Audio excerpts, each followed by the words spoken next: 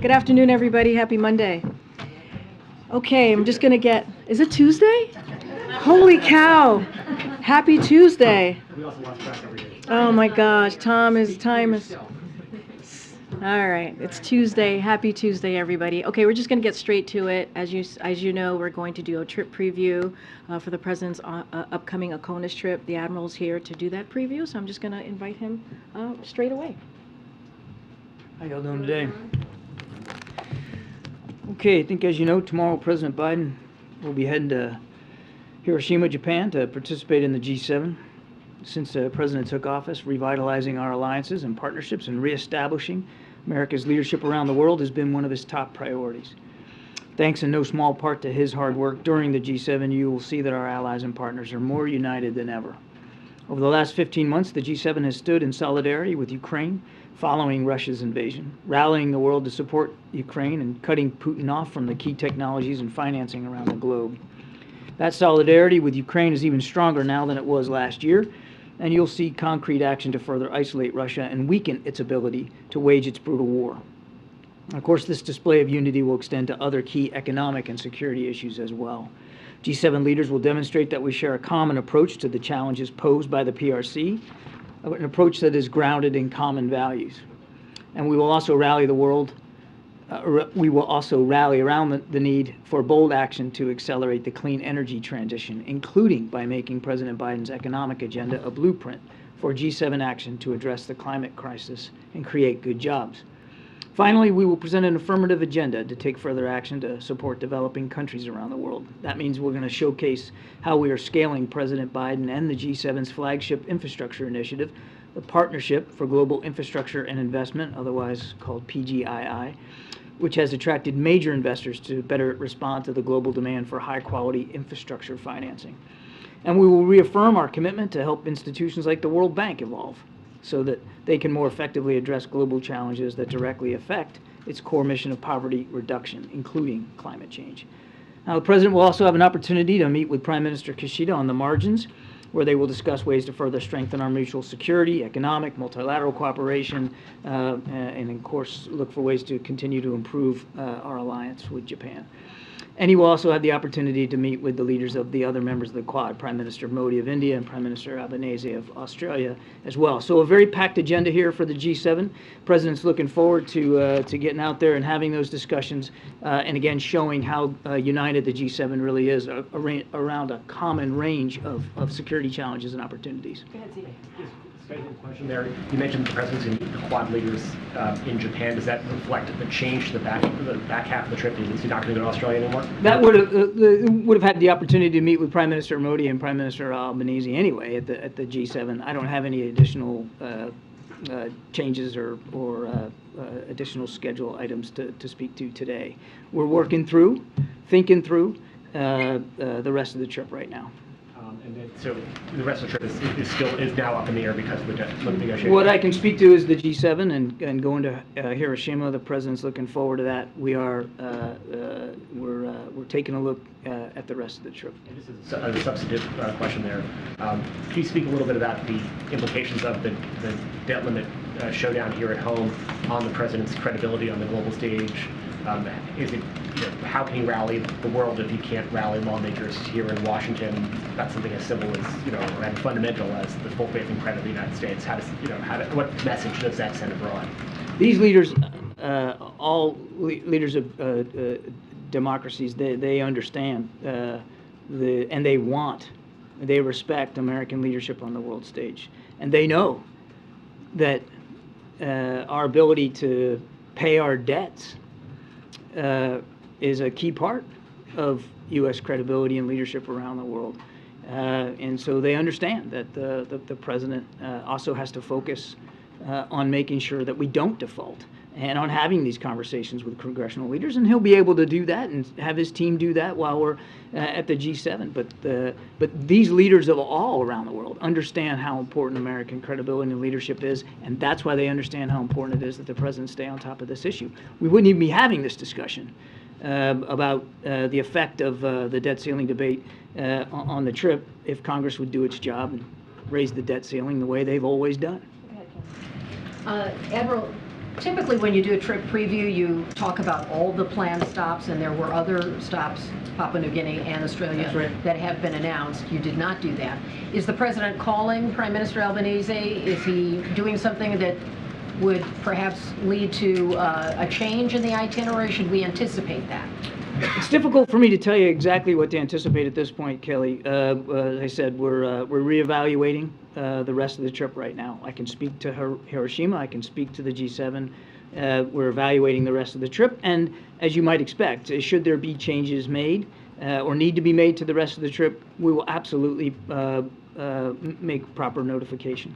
And there were some calls from Republicans in both the House and the Senate for the president to adjust his foreign travel due to the debt ceiling issue. And should we assume that that is the reasoning for this reevaluation?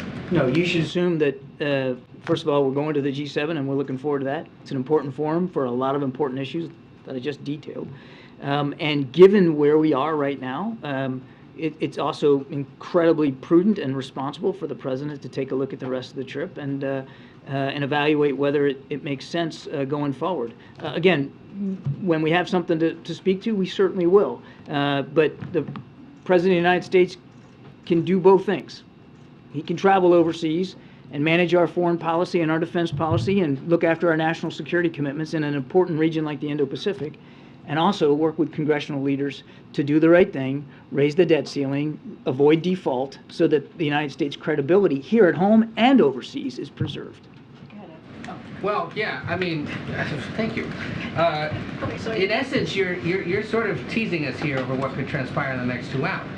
If this meeting doesn't go well, he's not going to Australia, is what it seems to me that you're saying. I'm not teasing anything. What's going on right now is we're hopping on Air Force One tomorrow, and we're heading to Japan, and we're going to have a good meeting at the G7, and we're going to evaluate the rest of the trip, and we'll see what happens. We'll see where things go. Well, what would cause you to not go to Australia then? I'm not going to get into a hypothetical. I think we're going to evaluate where the situation is here and make a determination relatively soon. On Japan, many previous American presidents have been pressured or asked to apologize for the U.S. using a nuclear bomb over Hiroshima and Nagasaki. Does the president plan to do that when in Japan, or make any comments at all? The president plans to visit the memorial and to pay his respects to the lives of the innocents who were killed in the atomic bomb that was dropped on Hiroshima. But the focus of the trip, Ed, is what I just talked about in my opening statement. It's about the future. It's about getting the G7 together to talk about some common challenges and opportunities and to lay a framework down to address those challenges and opportunities together. And I think you're going to see that in the readouts and the discussions after each of these meetings. I gotta take some from the back. Go ahead. Thank you. On Africa, Kirby, good to see you. The President has explicitly acknowledged Africa's role in the world and in accomplishing and facing global challenges. And I've heard you say several times already this week that the leaders of the G7 will be talking about some initiative about how to work with other regions to face global challenges. Could you speak a little bit more about that and Africa's role, where leaders' minds will be focused and what they'll interrogate further on this trip? I talked about that a little bit in the opening statement when I talked about the PGII, the Partnership for Global Infrastructure and Investment, as a practical and useful and, quite frankly, more effective alternative to some of the infrastructure and investment programs that other nations have been trying to sell on the continent. And many nations on the continent are realizing that those opportunities, those financial deals are not necessarily all that they're cracked up to be. And the PGII represents an alternative. And we've already seen, since the president spearheaded this at the last G7, we've already seen millions and millions and millions of dollars of investment through PGII into some of these lower and middle income countries on the continent and beyond. And so we're looking forward to advancing that here at the G7. Go ahead, Nadia. next G7. Hi, John. I want to ask you about Lebanon. Does the administration support the French judge's decision to issue an arrest warrant against the head of central bank, Mr. Riyad Salameh? Since the administration always wanted transparency in Lebanon and they always pushed for anti-corruption laws and regulations. That's really for the French to speak to. Do you support this? We support. Do you support the decision that the holding him accountable, the head of the central bank who's been accused of corruption, and you've been calling for Lebanon to fight corruption. Now they're indicting him. Why can't you support that decision? It is a French decision to speak to. Look, of course, all around the world, we speak out against corruption and try to hold leaders accountable as best we can. I think that goes without saying. But in this particular case, I'm going to have to point you to the French authorities. This is for them to speak to. Good job. Thanks. Hey, John. So you said a few moments ago that the president can do two things at once. He can do foreign policy, he can do domestic policy. You guys have said repeatedly before that the president can be president anywhere. So why then would he cancel part of his trip? I didn't say he was canceling part of his trip. No, but you said you're reevaluating. I said we're reevaluating, but we've made, there's not been a cancellation as yet, but that could happen. We'll see where it goes. I think, to get to, the gist of your question is, the president often has to make tough decisions about how and where he's going to spend his time. And as I think we've also made clear, Karine has made clear a gazillion times up here, how seriously the president takes this priority about defaulting on the national debt and what that says about the United States, not just here at home, but around the world, and how that can affect our own international reputation. Because there's countries like Russia and China that would love nothing more than for us to default. So they can point the finger and say, you see, the United States is not a stable, reliable partner. So that is a high priority, as it should be for the president. So look, we're going to reevaluate here the rest of the week after the G7, and we'll see where it goes. But if the trip gets truncated or changed or modified in any way, it should be nothing more than a statement of the president putting his priorities where he believes they need to be. And again, I want to say, we wouldn't have to have this conversation. I wouldn't have to answer these questions if Congress just did the right thing. Well, and to that point, though, you guys have been building up this trip, the Papua New Guinea, the historical significance of that, the Quad, and the extent to which it shows the importance of U.S. leadership in the Indo-Pacific at a moment of tensions with China. So if you were to cancel that portion of the trip, what message would that send to the region and about the United States' commitment to leadership in the Indo-Pacific? I think I answered that question before. Again, I don't want to get ahead of where we are, but modifying an overseas trip to deal with this particular issue, an issue which is central to our international standing around the world, that's the message, that we understand how important it is that the United States not only say we are, but prove we are a reliable, stable, strong partner for our allies and partners around the world. And that stems from, and the president understands this, it stems from the reliability of our ability to pay our debts. Go ahead, Raquel. Thank you so much, Karine. Hi, John. Hey, Karen. So what's going to be President Biden's message to the G7 leaders who are worried about the possibility of unprecedented default in the United States? And also another topic discussed here in DC today, do you anticipate they will discuss artificial intelligence and also the chat GPT during the meetings there, and how can the U.S. work with other countries on this matter? So on your first question, the president's message to the G7 will continue to be, as I said to Jeremy, that the United States is a strong, reliable partner, and that he's working hard to get the debt ceiling raised, as it should be, because he understands the importance of that to our international reputation and our credibility, and that they don't need to worry about that part of it. And look, as I said in my opening statement, and it wasn't just some accidental line I threw in there, since day one, the president has focused on revitalizing our vast alliances and our network of partnerships. No other nation in the world enjoys that network the way the United States does, and the president has put an awful lot of personal capital into revitalizing those partnerships. And just look what that has done. Just pick one thing. Look at Ukraine. the convening power of the United States under President Biden and what we've been able to do internationally for Ukraine. That needs to continue. Ukraine will be on the agenda, of course, so that will be the president's message. Now, as for AI and the chat function, I don't know if that specific application is going to come up, but you can expect that as in the course of the discussions that they will be having, that these leaders will have a chance to talk about science and technology and the importance of appropriate behavior in that space. Okay, a couple more. Go ahead, Mandy. Ukraine, just very quickly follow up. We're running out of time. Go ahead, Nandy. Thanks, Karine.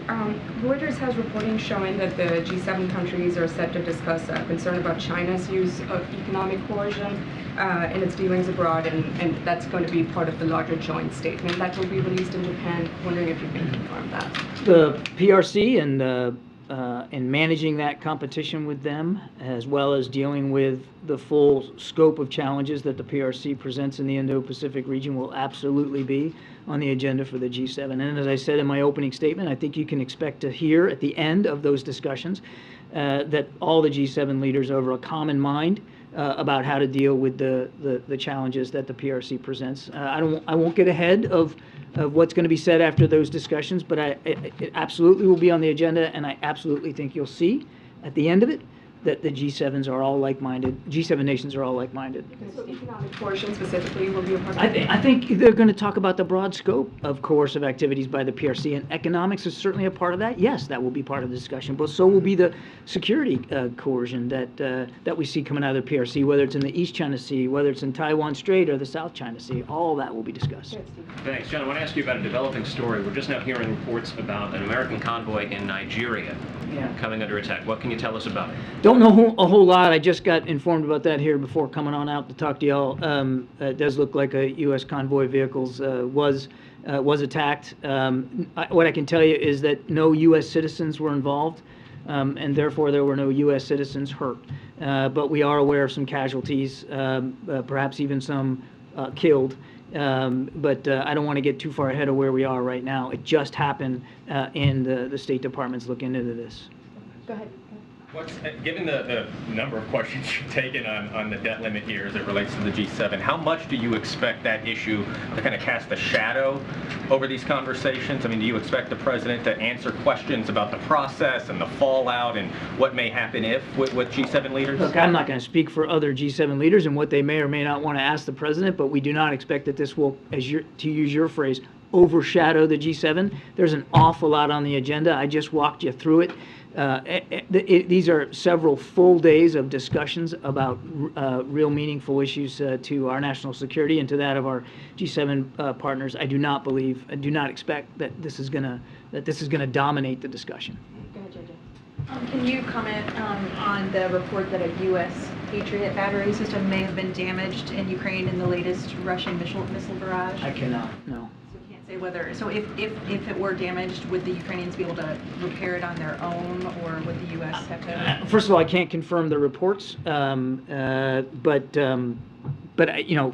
it would depend on the scope of the damage as to whether or not it could be repaired by the Ukrainians or whether we might need to help them. I think you know that even particularly in howitzers, oftentimes when we gave howitzers are an artillery piece firing artillery around, and many of them have been damaged in the fighting or just worn out by the fighting, and some were able to be repaired on site. Some we assisted the Ukrainians with repairs outside Ukraine. I just can't speak to this, but obviously if there was damage done to a Patriot system that needed to be repaired outside Ukraine, we would certainly assist with that. I just can't confirm it.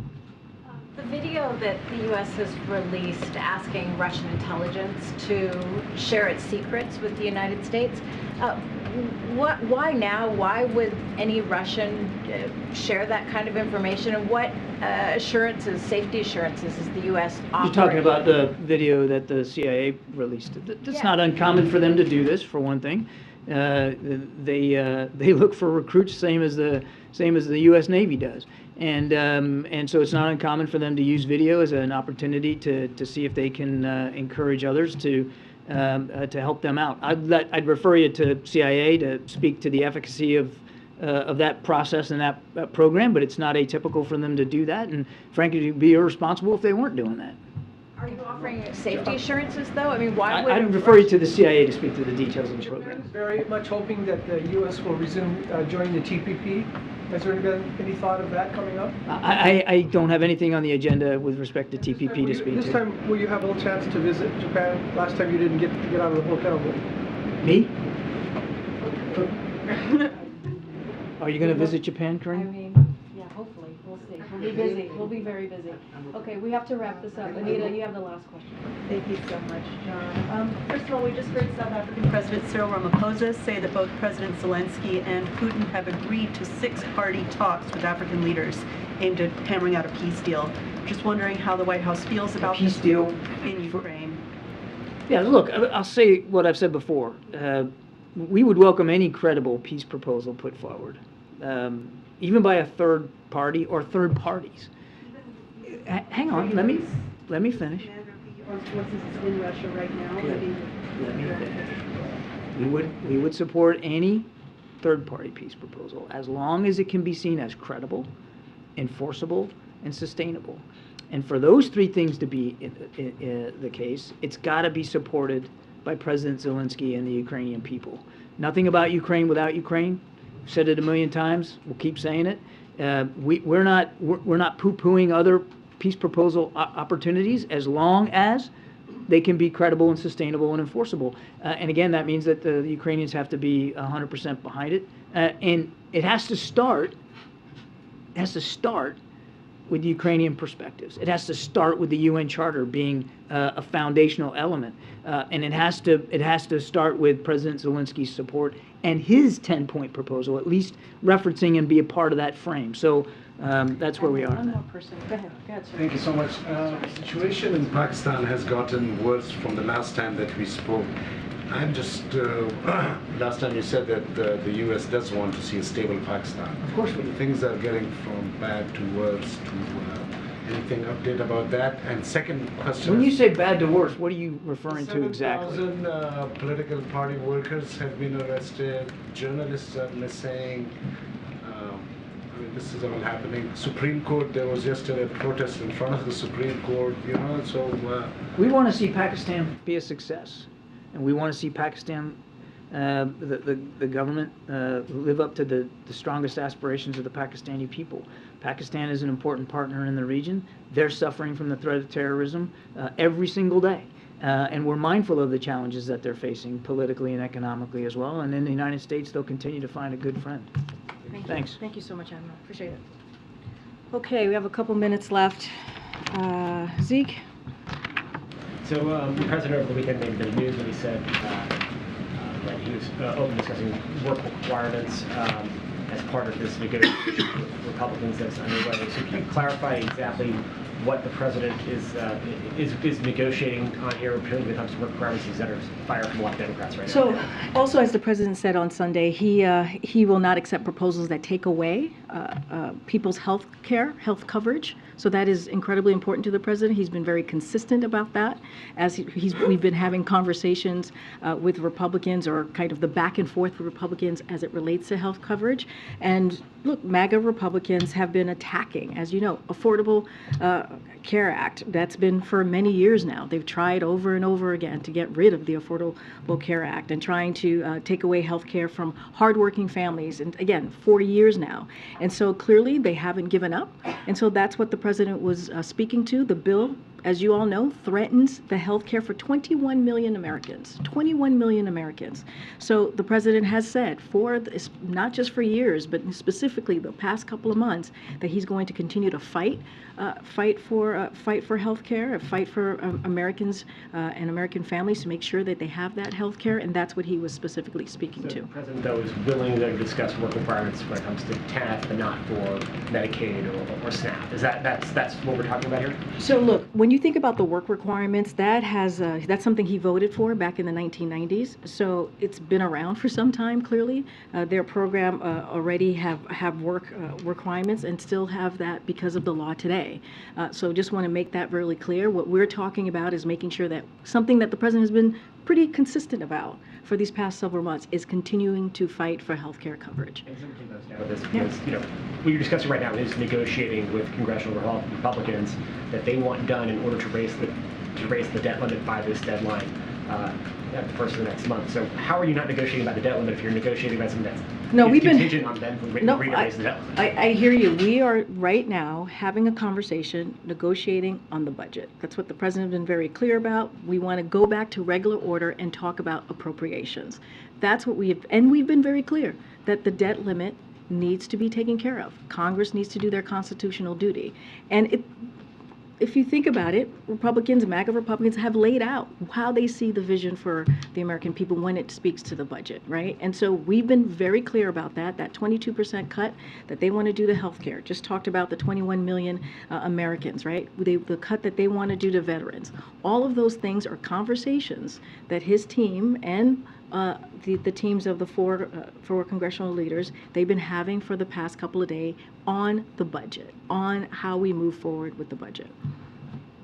Yeah. Thanks, Karine. Vice President Harris was not in the room last week when the president met with McCarthy and congressional leaders, but she will be there today.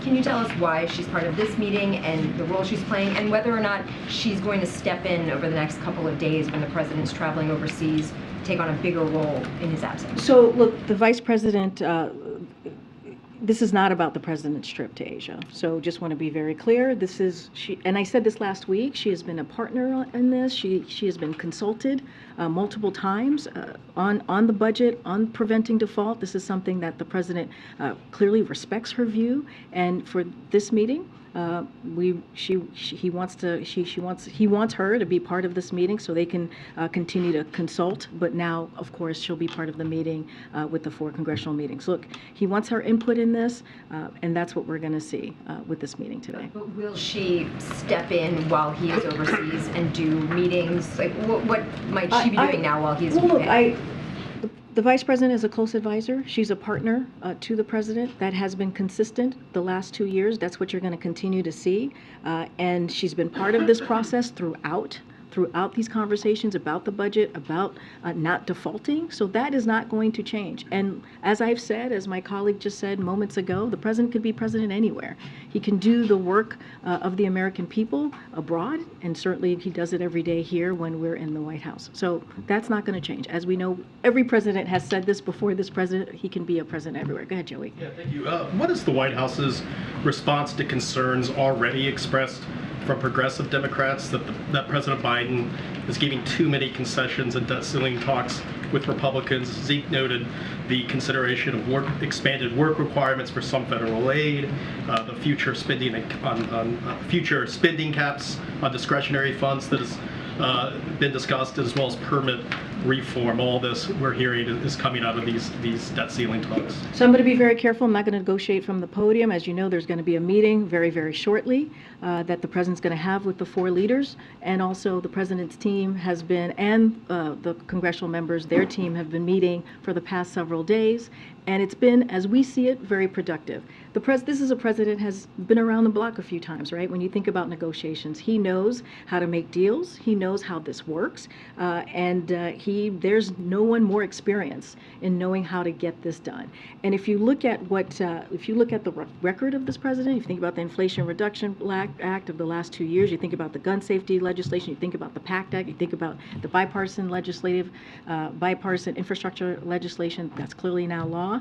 Those are things that shows that the president understands how to get through these negotiations, how to bring people to the table, and that's what you're going to continue to see from this president next, at least today. We'll see what happens. Okay. Thanks, Karine. I just wanted to ask what you guys felt about some of the timing that has been discussed, with Republicans saying they need that a deal would need to be completed by this weekend. Obviously, the president knows Congress well. Do you agree with that timing? Do you feel there's more time? I mean, look, we've been very clear. This is, when it comes to the debt limit, that's something that should have been done a while ago. We've been very clear about that. The fact that Republicans in Congress, MAGA Republicans, are threatening default, holding our economy hostage, that shouldn't be. That is not regular order. That is not what is supposed to be happening. We've done it 78 times since 1960. And so this should have been done some time ago. And so if they are so concerned about the timeline, then they should get to work and do their constitutional duty. Do you feel like there is a chance, or how much of a chance is there that you guys could reach an agreement by the weekend? You know, obviously the president would be in Asia, but could you reach the agreement by? Do you have any level of confidence that you could finish by this weekend? So look, I'm not going to get into hypotheticals. The president is going to be meeting with congressional members in the next 15, 20 minutes. Look, the way that we see this process going, as you asked me about a deadline, a timeline, it should be done right now. Sooner the better. We should get this done. There's no reason for Congress to wait any longer to do their job. There's no reason to be waiting. And just a couple more. We heard from economists, the urgency from economists, business leaders, including small business leaders across the country, and more CEOs. We've heard from them saying how catastrophic this could be if Republicans get their way. So Congress needs to prevent default, and they need to do it before the X date, and that is critical, and that is key, and that is important to do. Go ahead, Jeremy. Thanks, Karine. Last week when the president met with the congressional leaders, most folks emerged from that meeting saying this was essentially both sides restating their positions, not much progress was made. Can you set expectations for today? How much progress do you expect to be made? Do you think that there will be more progress than there was last week? So I'm not going to get ahead of this meeting, certainly not going to get ahead of what's going to come out of it. I will say this, when you think about the 4 leaders, what they came out and said, 3 of the 4 said that we needed to avoid default. So 3 of the 4 were with the president about avoiding default. And so that's also very important, and that's also really key. And that's what the president has been stating over and over and over again. And so we'll see what happens. The meeting's is gonna kind of happen in the next 20 minutes or so, right after this briefing is done, I presume. And we'll let the leaders talk amongst themselves, and the president's going to make it very clear that they need to do their job and do their constitutional duty. And then following up on something Zeke was asking about, you've said that the White House isn't negotiating over raising the debt ceiling, but the president and his team have been actively negotiating with Republican congressional leaders over spending. They're rushing to get a deal before June 1. How is that not negotiating over default? The way that we see these conversations, and we continue to be clear, default is not negotiable. It should be done without conditions. That has not changed with us. We are having conversations about the budget. We are having conversations about appropriation, which is regular order, which is what is supposed to be happening year after year. This is the conversations that have occurred. That wouldn't be happening till September, right? So what is the time pressure on doing negotiations now over spending? Look, there are many examples of simultaneous conversations on spending and preventing default. That is nothing new. What we're saying is that they should not connect the two, that they should get the job done, and that we're going to have the conversation about budget, and we're going to continue to say, hold the line here and be really, really firm, and say that negotiating on default is not an option. And so that's what the president has said. You've heard from him directly over the last couple of days, as many of your colleagues have had the opportunity to ask him that very question. You're hearing from the president of the United States, who has said that this is not about the debt limit. There's no negotiating around the debt limit. They should do their constitutional duty and move forward. Yep. Thank you, Karine. The White House keeps saying that Republicans are manufacturing a crisis by refusing to do a clean bill to raise the debt limit. Right now, the nation's debt exceeds 100% of its GDP. This has happened twice in U.S. history, once during World War II and once now over the last couple of years. How is it not a crisis when the country literally owes more than it's worth? You should ask the Speaker this question. This is his job. This is his constitutional duty to move forward and get the debt limit done. That is a question for him. They are the legislative, it is a co-equal branch, as you know. They are the legislative body, and this is what they're supposed to do. That is a question, seriously, that is a question for the Speaker and the MAGA Republicans, who are literally holding our economy hostage. I have to move on. I promise to take one more. The debt is a crisis. You'd accept the debt is a crisis. Thank you, Karine. What is the White House reaction to Special Counsel Durham's report on how the FBI handled the Trump-Russia probe? I would leave it to the Department of Justice to speak to. Talks often about how he wants the DOJ and FBI to remain independent and above the fray. That report seems to reflect the opposite. Does he agree with Special Counsel Durham that there needs to be wholesale changes at the FBI? Again, that is with the Department of Justice. That's not something that I'm going to speak from the podium. As you just stated in your question, we believe in an independent Department of Justice. That's what the President said when he was running, and that's what the President has said the last 2 years. Thank you so much. I'll see you guys in Japan.